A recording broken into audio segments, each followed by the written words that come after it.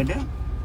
Met ander woorde, jou volkssuspensie stel hy nou vir deur die veld ry.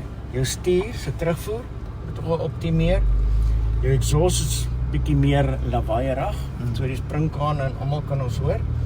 Maar nog steeds daai 292 kW van die V6.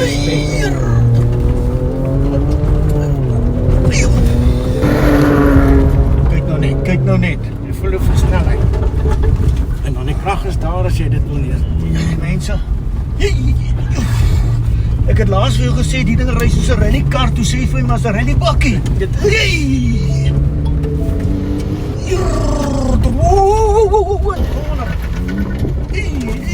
Nee man, jy kyk nou, laat jy my nou hier video. Woef! Nee. Willie, wat wil jy aanvang? Dis nou wegry nie.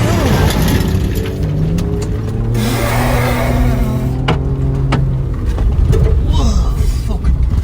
Ekskuus man, ek praat nou baie lelik, jammer. Ek weet mense kan voel hoe